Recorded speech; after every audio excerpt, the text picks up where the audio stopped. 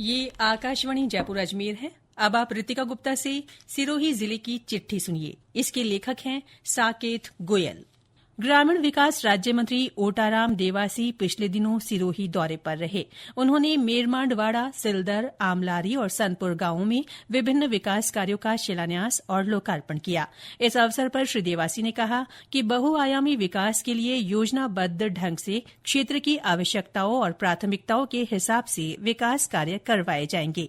उन्होंने जनसुनवाई करते हुए पेयजल, बिजली, आवास, सड़क और साफ सफाई की समस्याओं के निस्तारण के अधिकारियों को निर्देश दिए।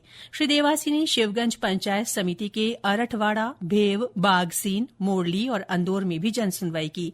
साथ ही विभिन्न योजनाओं के तहत करवाए गए विकास कार्यों का लोकार्पण किया। कार्यक्रम में सांसद लुम्बाराम चौधरी ने भी शिरकत की। वरिष्ठ नागरिकों के कल्याण और सशक्तिकरण के लिए सिरोही में एक दिवसीय जिला स्तरीय कार्यशाला का आयोजन हुआ। कार्यशाला को संबोधित करते हुए जिला विधिक सेवा प्राधिकरण की सचिव सावित्री आनंद निर्भीक ने विभिन्न निःशुल्क कानूनी सहायताओं के बारे में वरिष्ठ जन को जानकारी दी और अपने अधिकारों के प्रति जागरूक रहने को कहा। कार्यशाला में जनप्रतिनिधियों और वरिष्ठ नागरिकों ने भाग लिया। सिरोही में कल कई स्थानों पर हुई बरसात से तेज गर्मी से लोगों को थोड़ी राहत मिली है। हालांकि पिछले दिनों जिले में गर्मी और उमस से जनजीवन बेहाल रहा। गर्मी के मद्देनजर चिकित्सा संस्थानों में विशेष बंदोबस्त किए गए हैं। लू और तापघात के मरीजों के लिए बेड आरक्षित किए गए हैं। जिला कलेक्टर अल्पा चौधरी ने बीते दिनों हीटवेव से बचाव के संबंध में विभिन्न विभागों द्वारा की गई व्यवस्थाओं की जानकारी ली। उन्होंने संबंधित अधिकारियों को नियमित निगरानी करने के निर्देश दिए।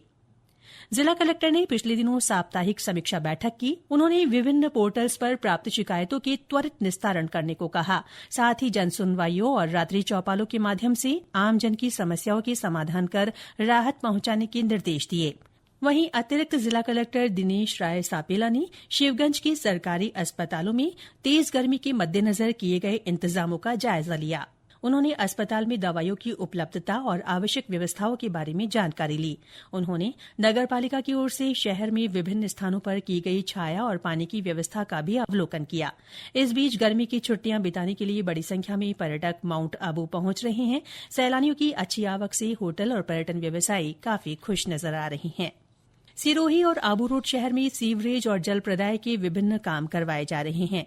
इन कार्यों की गुणवत्ता के साथ निर्धारित समय पर पूरा करने के लिए बनाई गई कमेटी की पिछले दिनों बैठक आयोजित हुई। इस दौरान जिला कलेक्टर को नगरीय योजना विभाग के अधीक्षण अभियंता ने काम की प्रगति से अवगत कराया। बीते दिनों आबू पर्वत पर्यावरण समिति की बैठक हुई। इसमें संभागीय आयुक्त डॉ प्रतिभा सिंह ने वन विभाग की ओर से वर्ष 2023, 2024 और 2024-2025 में करवाए गए कामों का अनुमोदन किया। साथ ही वर्ष 2025-2026 में करवाए जाने वाले नए कामों पर विस्तृत चर्चा की गई। बीते दिनों ब्रह्म कुमारीज संस्थान के मानसरोवर केंद्र पर आपात स्थिति से निपटने और नागरिकों की सुरक्षा को देखते हुए मॉक ड्रिल की गई। इस दौरान आवश्यक सेवाओं की तैयारियों को परखा गया। साथ ही घायलों को तत्काल अस्पताल पहुंचाने और आग पर काबू पाने के प्रयासों का अभ्यास किया गया।